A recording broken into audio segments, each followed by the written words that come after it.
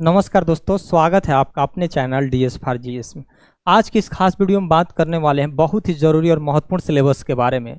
जो भी स्टूडेंट्स नए सत्र 2025-26 में जननायक चंद्रशेखर विश्वविद्यालय एवं उससे संबंधित महाविद्यालय जैसे Kunwar Singh degree college, Shri Murli Manohar town degree college, AC college, Gauri Bhaiya महाविद्यालय, गांधी महाविद्यालय, गोपाल जी महाविद्यालय आदि जो भी महाविद्यालय में स्टूडेंट जिन्होंने अपना BA में एडमिशन कराया है और जिन्होंने सब्जेक्ट राजनीति शास्त्र यानी पॉलिटिकल साइंस लिया है, तो उनका ये संपूर्ण सिलेबस है। BA फर्स्ट सेमेस्टर का ये सिलेबस है। इस सिलेबस की भी चर्चा करेंगे, कितने यूनिट पढ़ना है, थ्योरी कितने नंबर का होगा और पेपर यानी कोर्स टाइटल क्या होगा, मिड टर्म का एग्जाम कितने नंबर का होता है और एक एक टॉपिक का हम आगे चलकर जो वीडियो बनाएंगे, एक एक टॉपिक का हम पूरी तरीके से PPT और PDF बनाएंगे और पूरी तरीके से घर बैठे आपको सारी चीज़ें मिलने वाली हैं। अगर आप इस चैनल पर नए हैं तो इस चैनल को जरूर सब्सक्राइब करेंगे, दोस्तों के पास शेयर करेंगे ताकि अधिक से अधिक लोग जुड़ सके हमारे साथ।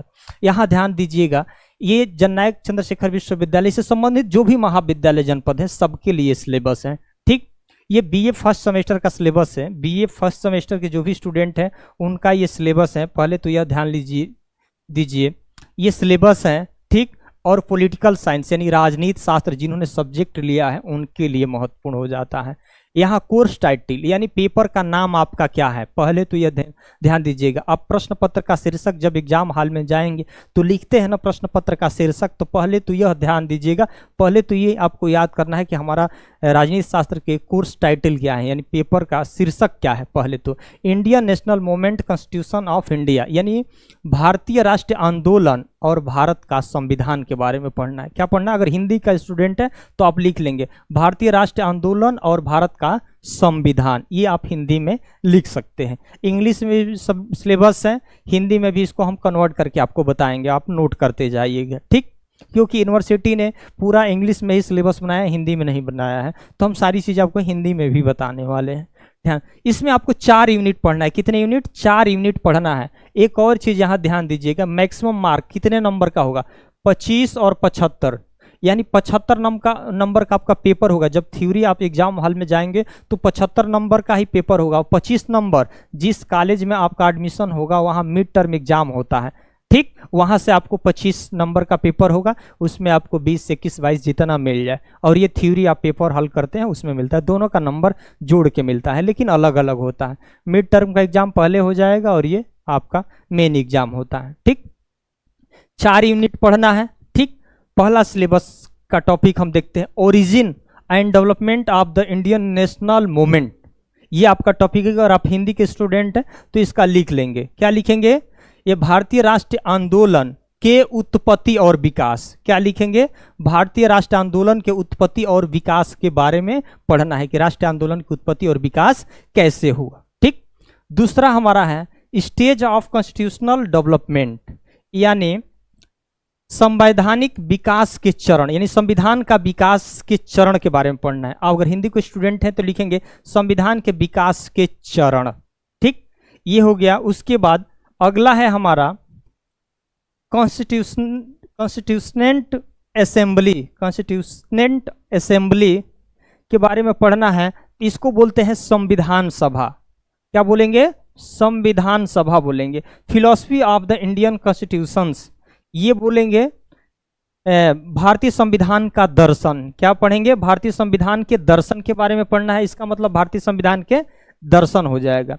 उसके बाद यूनिट 2 में आते हैं। यूनिट 2 में पढ़ेंगे fundamental right and fundamental duties. तो इसका मतलब मूल अधिकार और मूल कर्तव्य। इसका हिंदी अगर आप नोट करना चाहेंगे तो लिखेंगे मूल अधिकार और मूल कर्तव्य पढ़ना है आपको। अगला है directive principles of the state policy यानी राज्य के नीति निदेशक सिद्धांत। इसका हिंदी क्या होगा? राज्य के नीति निदेशक सिद्धांत के बारे में आपको पढ़ना है।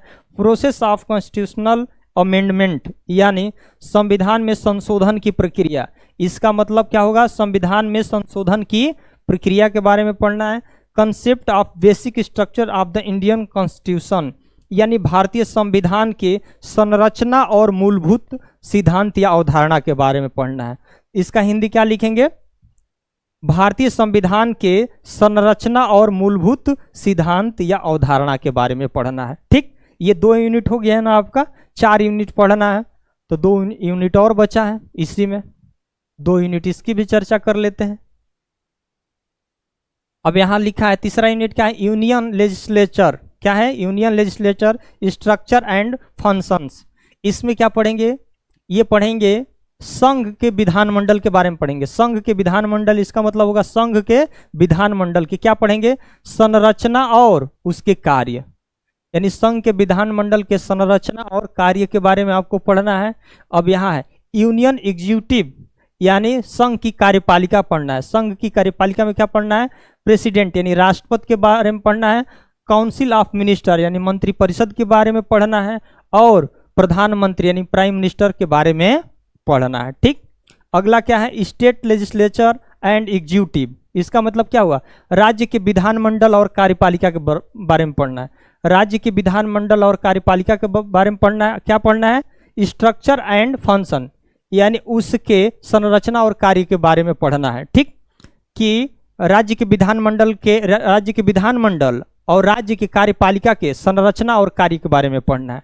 ठीक, उसमें क्या पढ़ना है, द गवर्नर और चीफ मिनिस्टर यानी राज्यपाल के बारे में पढ़ना है, और मुख्यमंत्री के बारे में भी आपको पढ़ना है। ठीक, अगला है ज्यूडिशरी यानी न्यायपालिका। क्या पढ़ना है, न्यायपालिका के बारे में पढ़ना है। Salient features of the Indian judicial system, इसका मतलब भारतीय न्यायपालिका की विशेषता के बारे में पढ़ना है, यानी भारतीय न्यायपालिका की विशेषता के बारे में आपको पढ़ना है। Appointment in the higher judiciary, इसका मतलब अपॉइंट मतलब यानी उच्च न्यायालय के नियुक्तियों के बारे में पढ़ना है। उच्च न्यायालय के नियुक्तियों के बारे में पढ़ना है।